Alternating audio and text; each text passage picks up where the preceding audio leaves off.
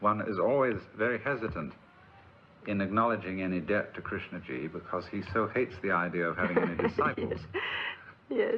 But I, for my part, feel that he is one of the most original and profound thinkers in the world, because he's always a bit unexpected. He's never in the ordinary ruts of a religious or psychotherapeutic thinking. Well, the trouble is that the trouble is not the trouble. The point is that that is what he is, but he does not give any way to get there, and that is the great thing, you see. People said, well, how am I going to do that? And you know that he really was very, very angry at me when I wrote that book, you know, You Are Not the Target, with recipes of techniques. I thought that I was very innocent, and I told him about it with great pleasure. And, oh, he was quite violent about it. Oh, you tell that story in your book, though, yes, really, don't you?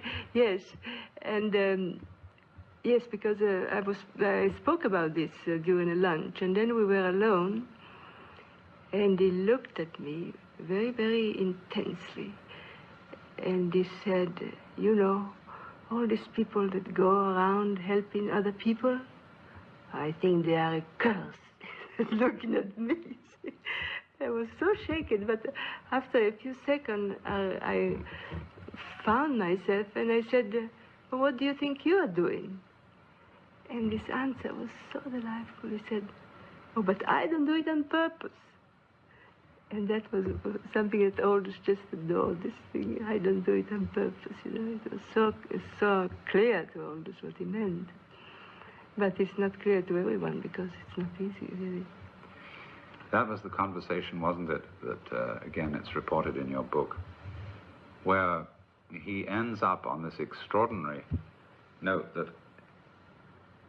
the state of consciousness that he's trying to describe as in himself is one which has no center. No center, that's right.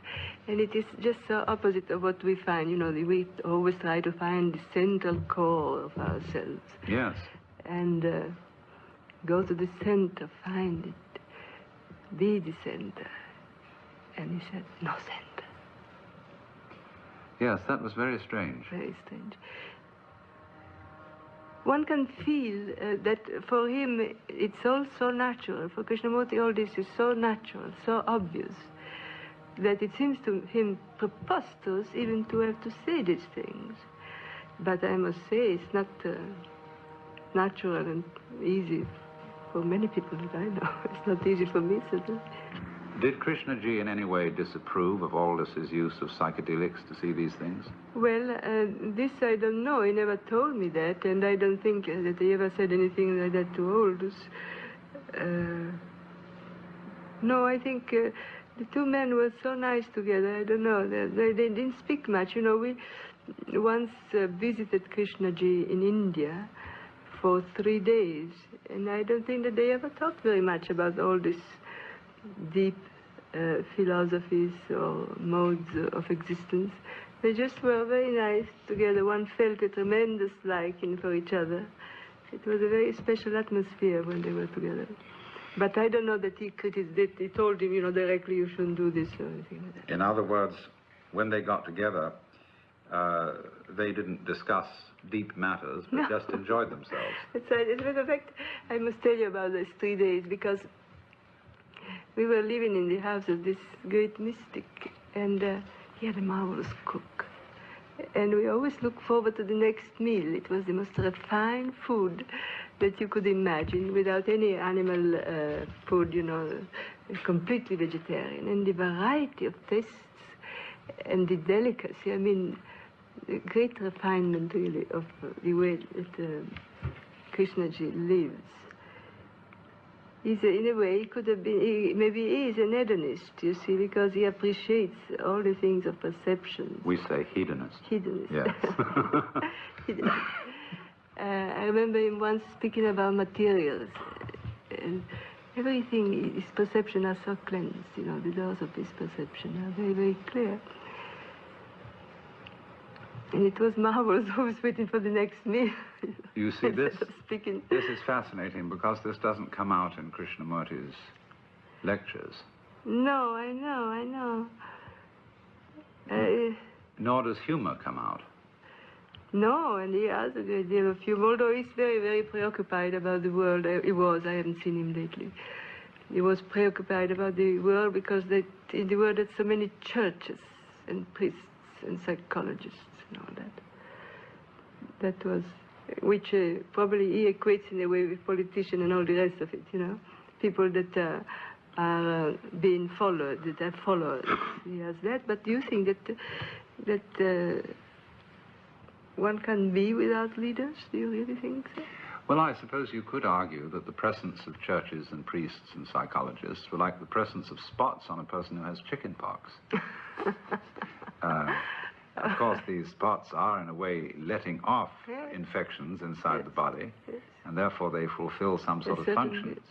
But they go with a diseased condition. After all, if we were living in harmony with the way of nature, the Tao, as the Chinese call it, we wouldn't need churches and priests and psychotherapists. I know, but we don't live in the Tao. No. And but perhaps, well, I think, you know, this is a bit off the subject, but when you get into a real jam and you realize it's useless to call the psychiatrist, you're undergoing a very creative experience. Yes, if you go to all the way to the end of it, not if you stop it in the middle. And you don't call the psychiatrist, no. you see. No. I have a kind of terror of calling a psychiatrist into any situation because I know what it might lead to. Yes. And so I always try to leave it alone.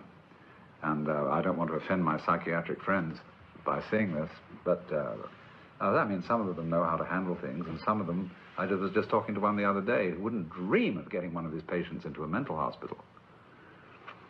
And who would not dream? No, he wouldn't dream of it. He does everything in his power to avoid that sort of a solution or non-solution. Yes. But I think, in a way, this is Krishnaji's attitude to all the people who are trying to help others, is that a lot of people are doing that kind of work to try and help other people. But I know in my own case, I'm not really trying to help the world. And I think that's what Krishnaji is saying when he doesn't do this on purpose. When he says he doesn't do it on purpose. And I think that Aldous had a very similar attitude, that he was writing about mysticism and philosophy and religion, not because he was even writing about the alarming state of the world. But you never felt in him the fanatic. No. He was so extraordinarily interested in what was going on that seems to me the primary reason why he wrote. Oh, yes. Well, that was his life, was his way of living, yes. To write, you know. But I asked Aldous, when Krishnaji told me that, you know, and so violently, I said, what do you think? Shouldn't I do this? And he said, no, everything should be done. What Krishnaji does is marvelous, but what you do, giving tools and giving recipes, that is also necessary. I mean, he included everything. He didn't think that, you know, only one thing, that there was only one panacea. That is, of course, was completely...